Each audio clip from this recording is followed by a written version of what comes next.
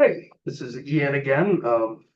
Hopefully, you know where you're at this point, but this is the Creating Creative Chaos podcast, where I'm currently going through and reading my book, The Reluctant Regent, which I wrote, published a while back. So this is episode 12. I don't know, I think we're on chapter 6, something like that. Yeah, I think chapter 6. Um, so I'm going to go ahead and read that. Before I get started, yeah, it's definitely the summer here, and we're getting there in the southeast. It's like humid and hot and all that kind of stuff. So the AC is going to be going off. I did a couple test runs. I don't think it's gonna shouldn't be able to hear that, but if you hear this weird hissing sound, don't worry. My apartment isn't depressurizing or anything. It's just the air conditioning going.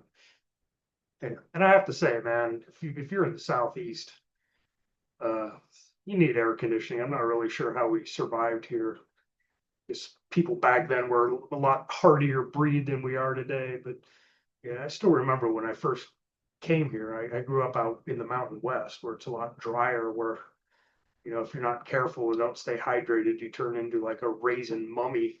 You know, uh, in a couple of minutes if you go out in the middle of the summer. When I came to the southeast, it was a basic training in Fort Benning back in, I don't know, geez, 3 decades ago at this point, over 3 decades.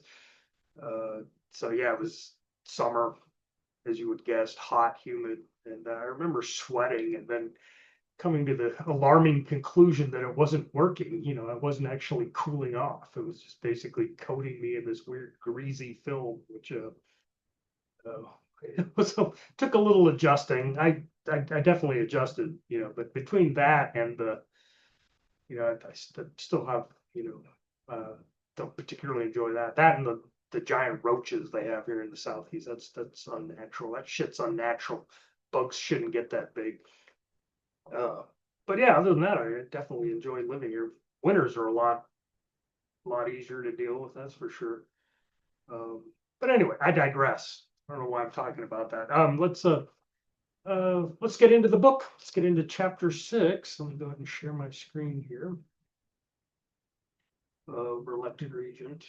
And this is kind of a long one, but this is where we start off with another raiding party, and then we have a giant battle, and then we end up with a conclusion to the Great Northern Miscommunication, which is probably a little different than what you're expecting in a standard fantasy book. The conclusion is that well. So let's get to it. This is chapter 6, Surtrani swimming lessons. Sail ho, the watchman on the fortress wall shouted early one morning, just as I was contemplating getting out of bed. The past 3 days had gone by in a flurry of activity, and I was sore and exhausted. The sheepish had shown a frighteningly impressive amount of diligence and energy, so I'd felt it necessary to pitch in to, lead by example and all that. The smithy and lamb's rebuke rang day and night with the clang of hammers forging a thick iron chain to block the harbor, and two mortared brick towers were being put up on either side of the bay entrance, and they were about half done at this point.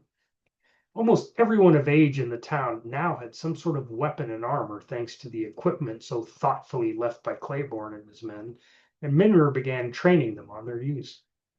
The garrison was particularly well equipped now with mail, heavy shields, spears, and swords, except for Yeth, of course, who continued to insist on using his two-headed rake. But given how proficient he was with it, and how upset he got when anyone discussed taking it away from him, nobody thought it wise to force him to take up a spear. And despite all this effort, we still weren't ready that morning when I looked out of my tower window and saw yet another black-hulled Surtrani raiding galley energetically rowing into the harbor, packed to the gunwales with more leering, jeering, tattooed raiders. But luckily, the sheepish were as well organized as they were industrious, and Thera had a plan ready in case the raiders came early. Now, I didn't think it was a particularly good plan, since it involved Minor, Kells, and I meeting the raiders on the docks to talk them into leaving while everybody else just tried to look busy in the background. And if that failed, as seemed depressingly likely at this point, we were there to delay them long enough for the garrison and the militia to arrive, and then we would commence hostilities. Anyway, It was a plan, and I suppose it made sense for me to take the lead since I was ostensibly in charge of this whole enterprise. After a few minutes, I found myself being approached by yet another mailed, snarling, overly aggressive Surtrani, this one with a "Believe It, Achieve It" tattoo on his neck. That seemed wildly optimistic to me, but I suppose it was an improvement on the late Claiborne's artwork. And at least I had Minner and Kells close by in case this. Whoops, let me go back a little bit. At least I had Minner and Kells close at hand this time, and Musa decided to join us too. He was standing at my back, doing an awful job of looking inconspicuous. Went a little off the rails there, extemporizing from the text. Okay, before I could even speak, the raider roared, "Where's Claiborne, you sheepish pig?" "Who?" I said, smiling innocently and spreading my hands.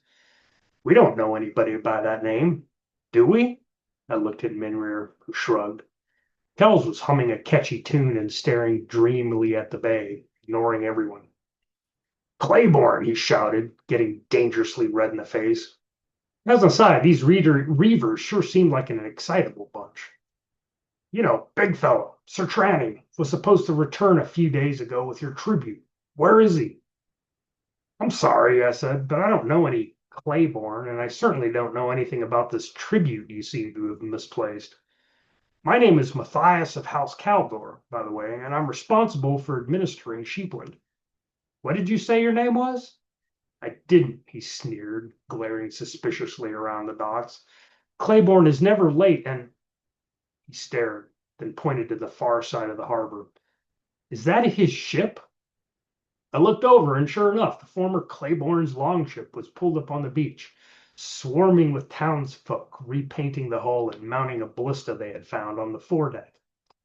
Now, nobody could remember where they had found this giant war machine and why they had it lying around, but it certainly looked like it was shortly going to come in handy.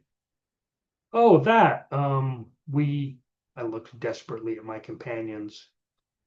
"We found it," Minrir said, "floating on the water." He pointed helpfully at the ocean. "You found it, eh?" Sir Tranny said. "Just floating around on the ocean without anybody on board. And you decided to take it without wondering who it belonged to and why it was empty." Minrir nodded. "Yes, that is correct." "It's a nice boat," Kells added helpfully. "We like it." "I'm sure you do, and it's a ship, not a boat," the Sir Tranny snarled, looking around the bay again. As his gaze passed over the half-completed harbor towers, he did a double take. "What's going on over there?" "Oh, that?" I said. "That's really nothing, just, something we're doing to keep the locals busy. Idle hands are the demon's playthings, as I always say." "What are they building?" he asked, his eyes narrowing with suspicion. "They look like fortified towers." "Windmills," Minra replied after a moment, stone-faced, "for catching breezes and going around in circles." He twirled his fingers, demonstrating the basics of windmill technology in case the rest of us weren't familiar with the concept. I gave the Surtrani a sick smile and turned to Minrir. "Windmills? Really?" I hissed. "Why the demon would we be building windmills, and what would we even use them for? Grinding sheep? Spinning fish around in a circle? That's the stupidest explanation I've ever heard. He'll never believe us." Minner just shrugged. I noticed him adjusting reasoned response, and I knew we were rapidly approaching the nonverbal part of this negotiation. "What are you lot up to?" the Surtrani growled, his eyes starting to gleam with rage. "We're talking to you, silly," Kells said with a laugh. "What else would we be doing?" The raider's face was now entirely beet red, and distended veins throbbed on his forehead. He brandished a spiked mace at us, and I noticed his crew scrambling over the rails behind him, their mail jingling. "If I don't see Claiborne within the next few seconds," he seethed between gritted teeth, "I'm going to start breaking skulls and burning things." Minner and I looked at each other. Looks like we were going to have to do this the hard way. "Okay, well, we tried," I said. Then I looked over at Kells. Show him where Claiborne went." She gave a delighted yay and did. Then we quickly progressed into the shouting, weapon brandishing, and shrieking part of the negotiations, to which I had become so sadly accustomed. This time, however, it went slightly more smoothly because Minrir was able to bottle up the Surtrani on the docks, much to Moose's disappointment, and Kells managed to swim around and board the ship from behind, where she spent the entire fight throwing heavily armored reavers into the bay. That, along with the insane number of crossbow bolts, arrows, spears, and rocks that the townsfolk sent the Surtrani's way, ensured that the entire encounter was over before the garrison could even manage to wheeze their way down from the fortress. I didn't even get a chance to shoot anyone, which was, quite honestly, a relief. "Well, that went well," Thera said, her hands on her hips as she surveyed the carnage. "More metal, and we've even got another ship. All in all, a good morning's work." I gloomily watched as Minrir directed the garrison in stripping the dead.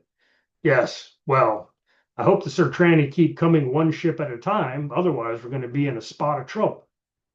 But of course they didn't do that, because even if they were a bit dim, they weren't stupid enough to think we had nothing to do with their vanishing longships, especially when said longships kept mysteriously showing up in our harbor.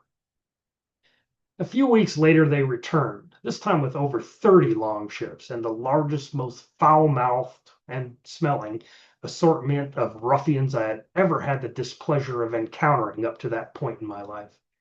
They surged into the bay, brandishing their usual assortment of spiked weaponry, shrieking about all the vile and physically impossible, in most cases, things that they were going to do to us, our families, and even our descendants. Fortunately, this time we were ready for them. The two fortified brick towers with ballistas on top stood on each side of the bay. Each had a sheep-driven windlass on the bottom floor to raise the thick iron chain loosely strung between them, which was currently well under the surface of the water. And as an aside, the sheepists have the propensity to build ballistas everywhere they go is both appreciated and somewhat alarming. But it has served me well and good. It has actually served me in good stead over the years, so I'm not complaining. Each crenellated tower was heavily garrisoned by militia armed with crossbows, which they silently pointed down at the shouting raiders as they entered the harbor. Just realize it's a little unclear when I'm talking about that chain. What it is it's strung between both towers under the water so they can't see it. And then, as you're going to see in a second, the sheep are going to raise it behind the raiders so that they can't escape back to the ocean. It's actually kind of based on something that I heard that the Constantinople, of all places, did. And I'm assuming other places actually used chains like this to block off their harbors so that people couldn't easily row in and out of them. Okay, anyway, back to it. I'll try to save more of my, my extemporizing towards the end of the thing now. Um, we had torn up the old docks and fortified the entire steep shoreline with a low brick wall fronted by a ditch that was lined with wooden stakes. Behind all this stood the rest of the crossbow-armed militia. Now, the wall was only 5 feet tall, but between it and the ditch, the Surtrani were going to have a difficult time getting into the town to do their usual mischief. At the far end of the harbor was a wide granite pier with a low crenellated tower on the shore next to it. This was where the garrison, my companions, and I were arrayed in bandit battle formation, ready to greet our unwelcome guests. I told you the sheepish were dangerously efficient, didn't I? The speed with which they changed Lamb's Rebuke from a quaint, picturesque village into a well-fortified town is proof of that. Surtrani looked around in astonishment at our newly built fortifications, and slowly their shouting died out as they drifted further and further into the bay. Soon, the only sound other than the mournful wind was the steady creaking of the iron chain being raised behind them, blocking the only exit. The entire bay had an oily sheen to it and was strangely calm, and this was due to the rancid sheep oil that we had dumped onto it when we spotted the Reaver fleet. It smelled awful, but the Surtrani hadn't noticed because they smelled even worse, which is yet another argument for personal hygiene, I suppose.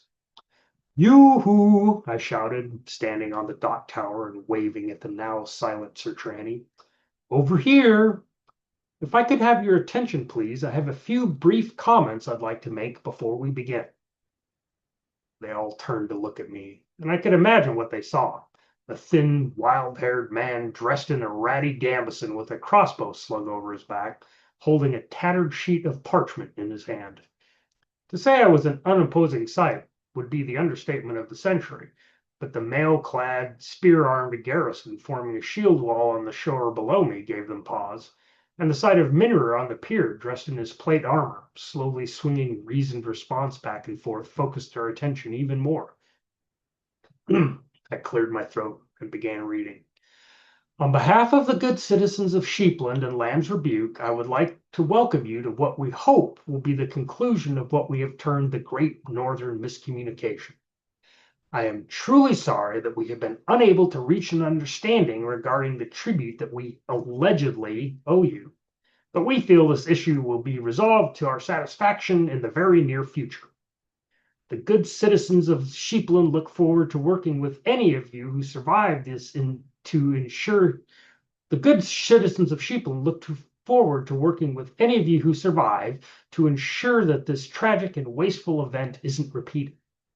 Now, I would ask that you keep any unnecessary burning of private property to an absolute minimum.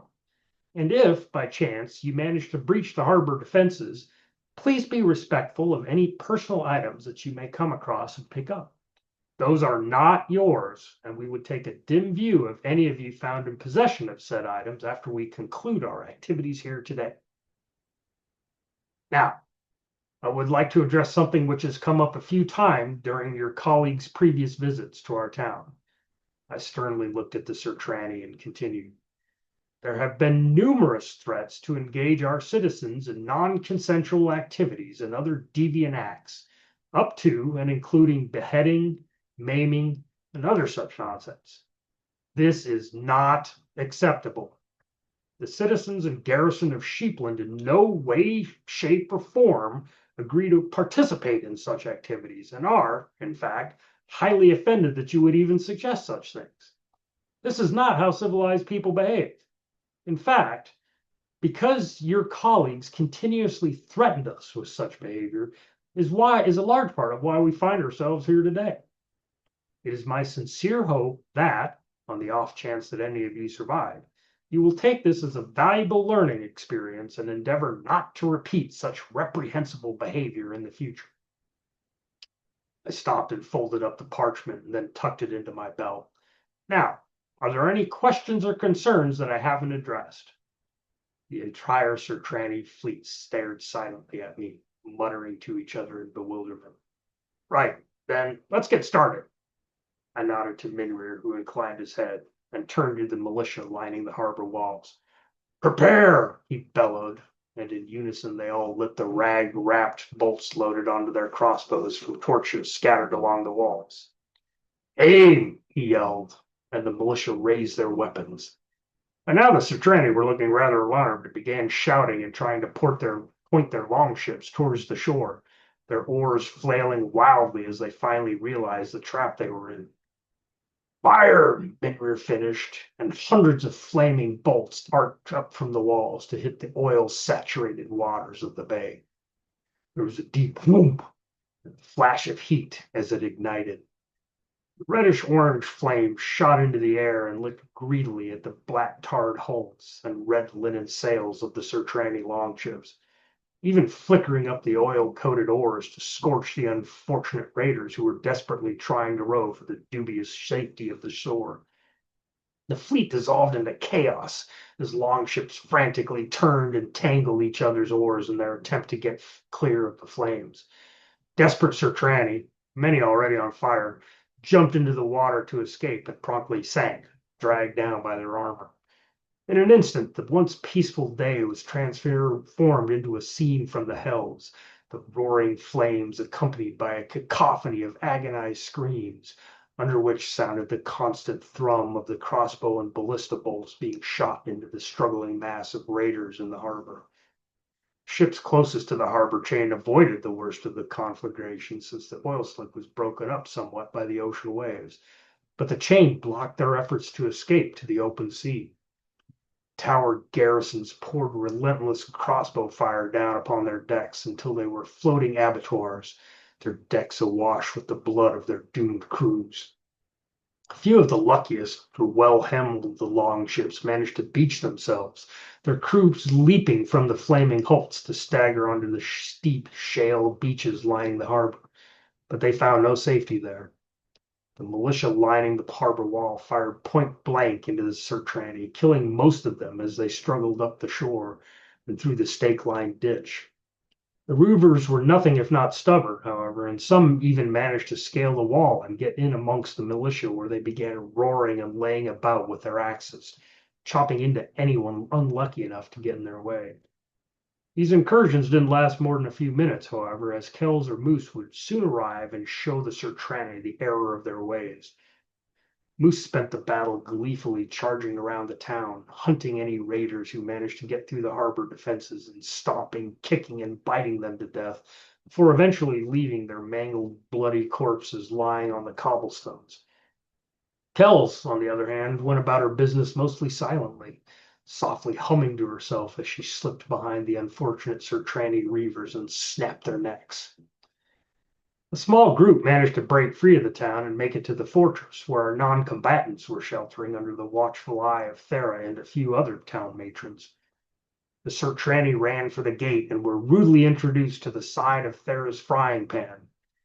One particularly vicious and clever raider managed to almost climb the rear wall of the fortress before a brace of giggling 6-year-olds dumped a pot with boiling sheep oil on his face. He fell yowling to the ground, rolling around in agony until Thera finally found him and put him out of his misery. As expected, the hardest fight happened on the docks. That was where 3 burning longships managed to ram the pier and disgorge most of their only slightly scorched crews. The enraged Surtrani, some of them on fire, ran shrieking at Minrir, waving their spiked weaponry and loudly promising all sorts of dire reprisals against him and his family. Now, I had seen Minrir fight before, but now, for the first time, I truly saw why he was the most feared warrior in the kingdom. "I wish I could say this is going to hurt me more than you," he shouted, his voice echoing eerily in his full-faced helm. "But that would be a lie." Then, with a weary shrug, he began.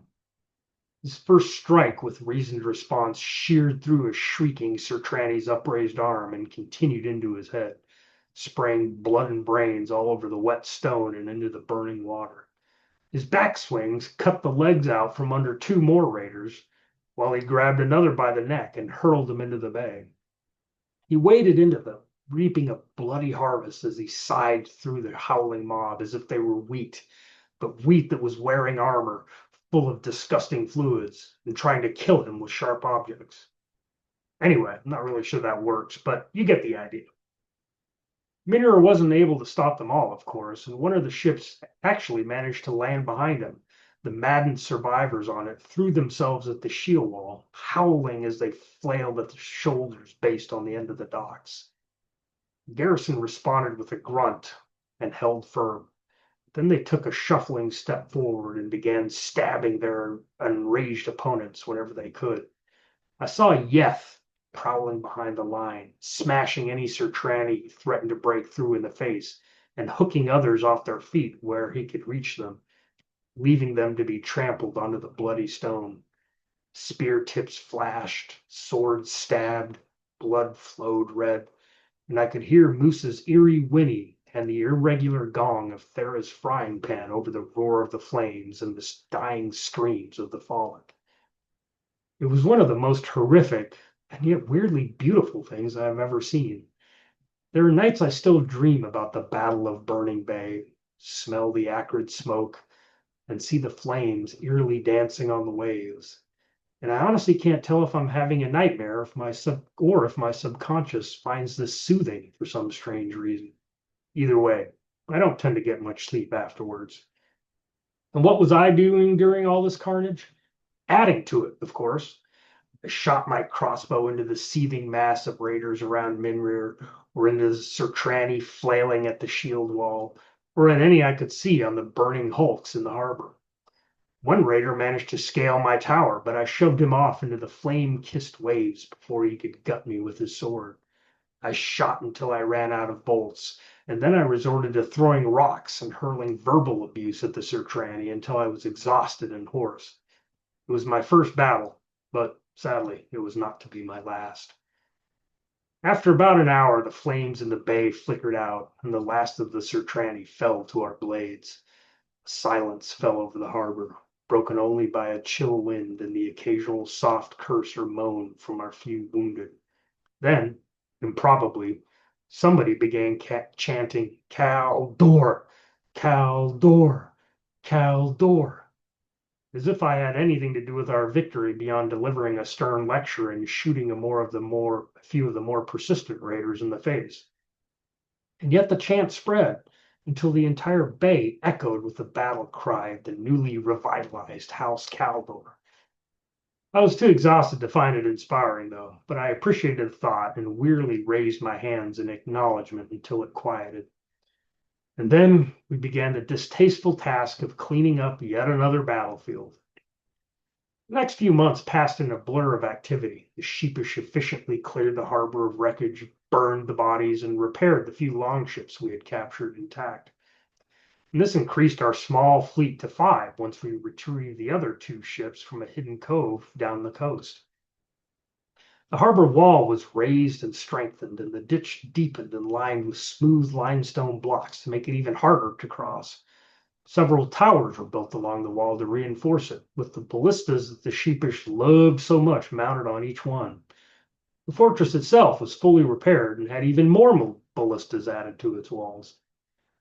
Barrels of rancid sheep oil and ammunition were carefully stored, and salvaged armor and weapons were repaired, made less spiky, and distributed to the populace. On top of all this, the sheepish managed to continue training, repave the harbor road, expand the docks, and add an addition to the inn. It was, quite frankly, exhausting to watch them work, but by the time the alarm bells rang again, we were ready. The town practically bristled with fortifications, along with various implements of death, fire, and destruction. And given all of our preparations, it was a bit of a letdown and a disappointment when the next Surtrani came not with a fleet of sleek raid ships, but in a single wide-hulled fishing scow crewed by fair-haired women in leather armor. The ship sailed into the harbor and pulled smartly up to the dock. The crew quickly and competently lowered the sail and secured their ship. And then a short, wiry woman with coiled silver-gold hair and a sun-weathered face disembarked and walked towards where Minrir, Thera, Kells, and I were waiting. The garrison was formed up behind us in their usual shield wall. She was wearing well-worn leathers and had a bone-handled, curved-bladed knife at her hip. The Surtrani also had thick golden torques wrapped around both biceps, a large golden medallion mounted on a gold chain necklace, and several golden rings on her fingers. I looked at her crew and saw that all of them were wearing similar jewelry. I hadn't seen this much gold since I was back in Admini, but these women were wearing it as if it were cheap brass. She put her hands on her hips and looked around at the fortifications, then turned her attention to us. Isn't this a bit much? She asked, gesturing at the spikes and battlements bristling with weapons. Seems like you're overcompensating for something. Minrir shifted uncomfortably while Thera smirked. I cleared my throat and replied, No, we just like spikes and weapons. I mean, we just like being prepared, in case things happen. How can we help you on this lovely and hopefully uneventful day? She replied, My name is Herrick, and we appear to have misplaced a goodly number of our more idiotic menfolk, she said, her light gray eyes focusing on Thera. Might you perhaps know where they have gotten off to? I opened my mouth to reply, but snapped it shut when Thera put her hand on my shoulder. This was clearly important enough that the matriarchs needed to sort it out. I'm Thera, and we actually do, she said gravely, her frying pan held loosely in front of her. It appears they tried to raid us, so we had to kill them all. And then we took their equipment and refitted the longships we captured as fishing boats. She gestured towards where the ships were snugly tied up at a newly built quay on the opposite side of the harbor. Surtrani pursed her lips, then sighed heavily. I was afraid of that, she said. Idiots like Claiborne were always riling up the stupids with tales of the endless supplies of wool and loose women he found on his raids. He and his ilk have been sailing south every summer for years, wearing that ridiculous mail armor they love so much, rather than staying home like the smarter men folk. I suppose they couldn't be bothered with all the fishing, farming, and child rearing that is so important for a healthy society. And now it looks like the morons have managed to go and get themselves killed. Wonderful. I piped up. Yeah, sorry about that, but we really had no choice. They kept on insisting on trying to burn, steal, and break things. Honestly, we finally just got fed up. It was hard to get anything done when they would regularly show up to cause mischief, Thera added.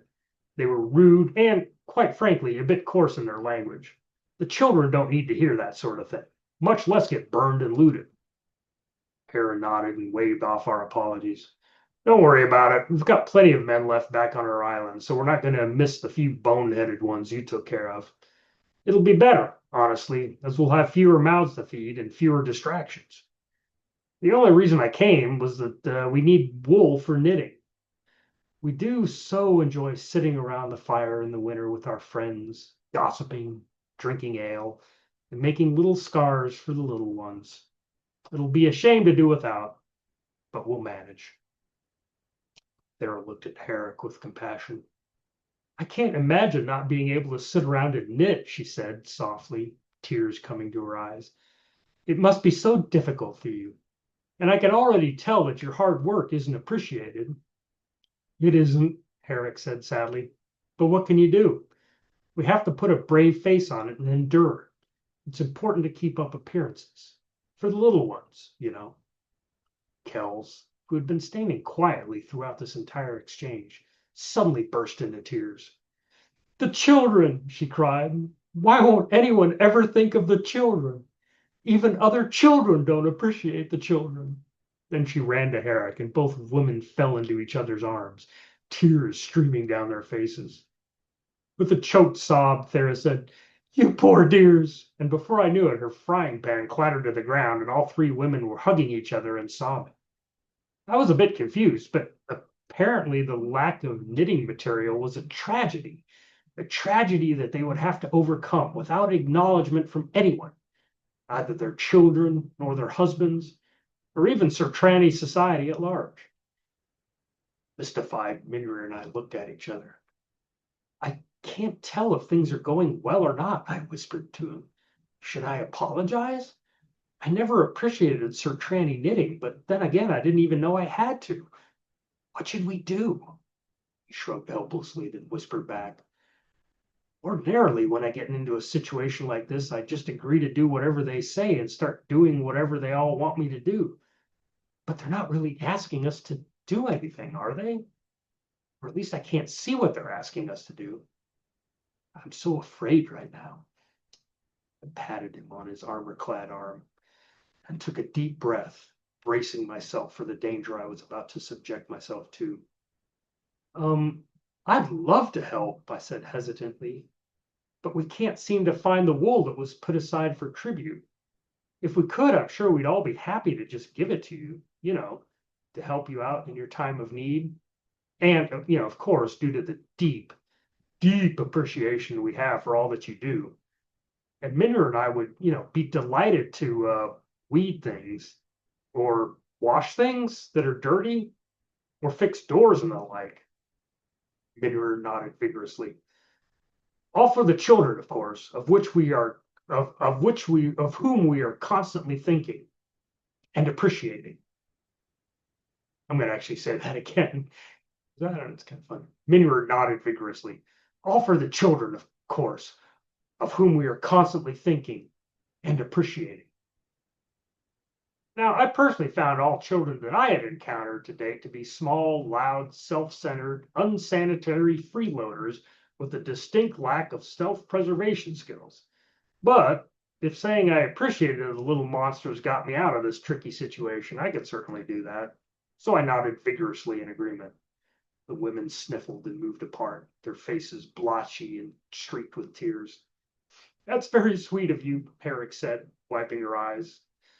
But we can do without. We've had to do without before, so this won't be anything that we aren't used to. Thera looked at me. We should really try to find that wool for our sisters up north. Are you sure you've looked everywhere? Yes, I replied. We've looked everywhere. We practically tore the fort apart searching and have been up and down the coast checking every cave and hollow we could find. No luck, I'm afraid. Midmer nodded sadly. Did you look in the fortress storeroom, the one under the tower? Thera asked.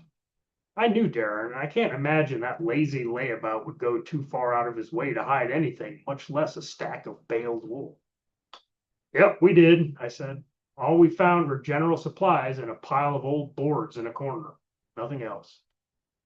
Did you move the boards and look under them? Thera asked, giving me a stern look with her rapidly drying eyes. Of course not, I replied. Why on earth would I do that? The three women exchanged knowing glances. Then Thera told Herrick, You'll get your wool by the end of the day. Don't worry about it. Kells shrugged apologetically at the two women and whispered, Sorry, I should have known. Minor and I looked at each other, a bit mystified as to how Thera was going to conjure up the missing wool, but too intimidated to protest. Clearly, she and Kells knew something that we did, so it was best to go along with whatever cunning plan she had come up with. Incidentally, and as a side, this is when I learned the rule of pick things up and look under them, which was a trick which I used consistently when searching for lost items, and it was to serve me well for the rest of my life. Thank you, Herrick replied, but we don't want to impose. All we have to offer in exchange is fish, and it looks like you have enough of that. She gestured around the bay, the golden torques on her arms glittering in the weak morning sun. I cleared my throat. I noticed those nice torques you're wearing. Where did you get them? Oh, these? She replied offhandedly. We make them as a hobby, when it's cold outside and we don't feel like knitting scarves. It's just a trinket, really, nothing to fuss over. Here, if you like it, you can have it. She twisted one off of her arm and gave it to me. I've got over 30 of these things at home, so I certainly won't miss this one. I hefted the heavy torque. Huh, do you mind telling me if there's a lot of this metal up north? Yeah, Herrick said dismissively. It's all over the place. But it's rather annoying because you can't really use it for anything useful. Can't forge it into tools or weapons. Can't eat it. Can't really do anything with it except for shiny trinkets and the like. Claiborne and his lads never wore it because they said it made them look girly. But most Surtrani like how it glitters, so we wear it when we can. She looked at me. Why do you ask? Thera, Minra, and I shared a glance while Kells put out her hand for the torque, which I quickly gave her. Pretty, she said, turning it over in her slender hands.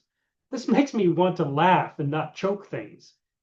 Good, Kells, that's good, I said. Then I quickly looked back at Herrick. I think maybe I have an idea. And that's how the Great Northern Misunderstanding ended, with Sheepland becoming one of the richest provinces in the kingdom, and the Surtrani evolving into a nation of people with the warmest necks and a deeply, deeply held cultural appreciation for all the work that their wives, sisters, and daughters accomplished. And that's that. So yeah, one thing I want to cover with that is the whole picking things up and looking under them trick. Yeah, weirdly that works more times than not, at least where I'm concerned. Whenever I can't find something, I'll just look around for a suspicious pile, look under it. 9 times out of 10, that's where what I'm looking for is. Probably won't work all the time, but just keep it in the back of your head as a little trick. And yeah, I think this has gone on. This is a long enough episode, so I'm going to go ahead and stop it, upload it, and then we'll get back to it next week, chapter 7, where the nobility gets bored, which leads to a bunch of other amusing catastrophes. So see you guys next week.